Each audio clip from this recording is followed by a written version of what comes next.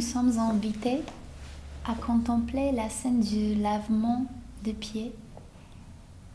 Nous pouvons regarder ensemble Pierre qui au début ne veut pas du tout laisser Jésus à laver ses pieds et qui ensuite fait quand même son chemin pour l'accepter parce qu'il sait que c'est la seule façon de garder la proximité avec Jésus.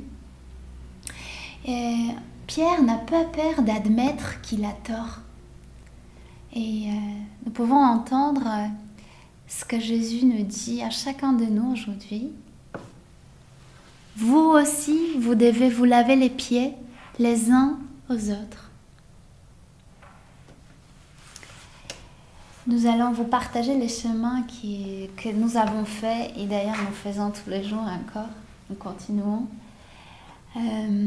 Ces chemins d'abandon de fausses images de mariage qu'on avait chacun de nous avant de se marier. Et peut-être ces fausses idéaux. Et comment le Seigneur nous a fait voir que notre appel a été de nous servir l'un à l'autre en vérité, comme un pauvre en face d'un autre pauvre. Alors, je m'appelle Hugo. Moi, je m'appelle Milena. Et nous sommes mariés bientôt depuis 15 ans. Nous avons 4 enfants. Et nous faisons partie de la communauté de Chemin Neuf depuis une dizaine d'années. Moi, je suis polonaise.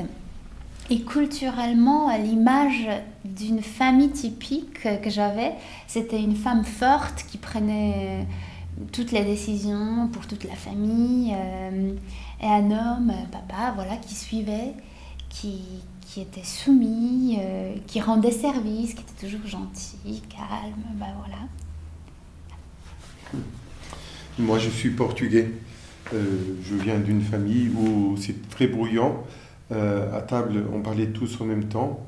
Ils tous discutaient. Mais la dernière parole, c'était toujours le père. Le père, c'était le chef de famille. Souvent, ma mère, c'était un faitout. Elle cuisinait, elle s'occupait des enfants, elle travaillait. Et assez souvent, je me souviens assez récurremment, mon père, après le repas de soir, mon père et moi, on s'installait à regarder la télé et ma mère faisait la vaisselle et préparait le repas de lendemain. Autour de moi, des exemples comme ça étaient partout. Et l'image de l'homme qui rendrait service à la maison, c'était toujours l'image d'un homme faible. Et c'est comme ça que petit à petit, inconsciemment, et sûrement contre ma volonté, cette image de mariage s'est imposée à moi.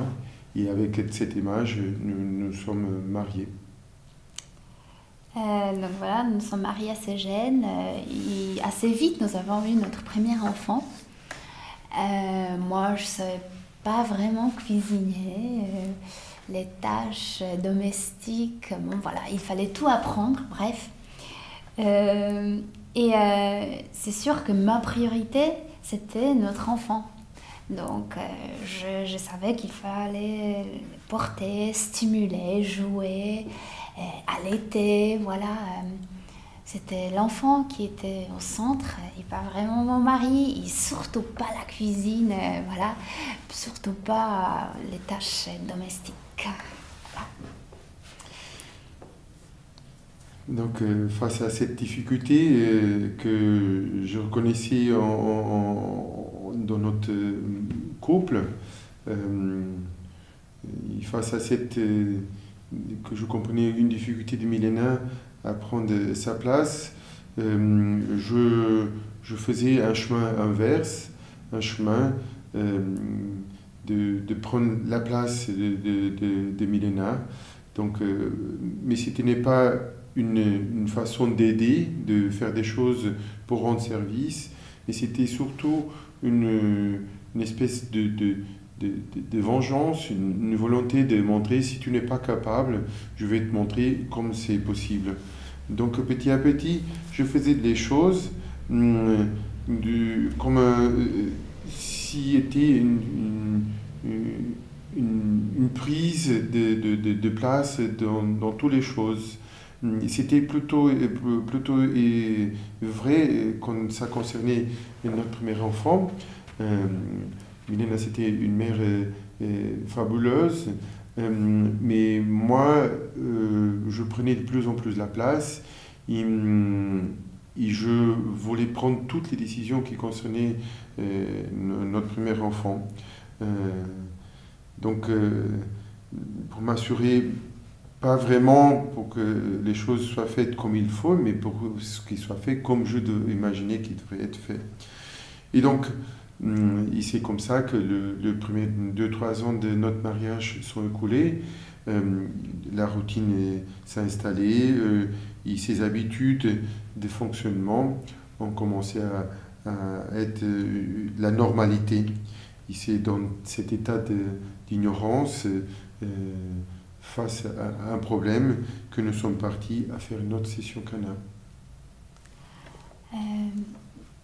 Donc même si on se considérait un couple heureux, moi j'étais quand même triste parce que je voyais que mon mari n'était pas vraiment content comme il fallait, que je sentais que je n'étais pas capable à répondre à ses attentes.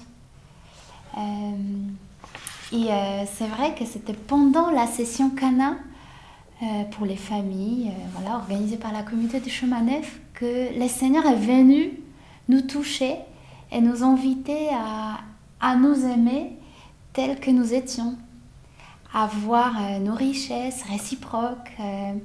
Et il nous a surtout montré combien on avait besoin de sa miséricorde.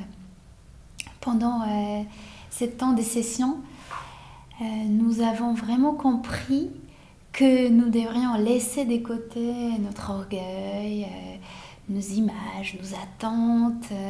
Nous devrions vraiment déposer nos vêtements comme Jésus l'a fait, de prendre un linge et un bassin avec de l'eau et tout simplement commencer à nous laver les pieds un à l'autre, de nous aider à avancer réciproquement. Et nous nous sommes aussi rendus compte que notre bonheur ne dépendait pas vraiment de nos capacités, mais que notre vraie joie, en tant que couple, en tant que personne, en tant que chrétien, était toujours de chercher les biens de l'autre. Et que c'était ça, l'amour.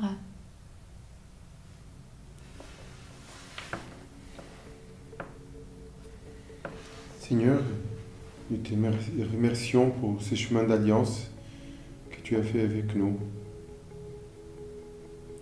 Nous te demandons pardon pour les moments où l'égoïsme a pris la place de l'amour et du service. Donne-nous toujours de chercher à être tes serviteurs, à faire pour les autres ce que tu as fait pour nous, pour que ta joie soit la nôtre. Amen. Amen.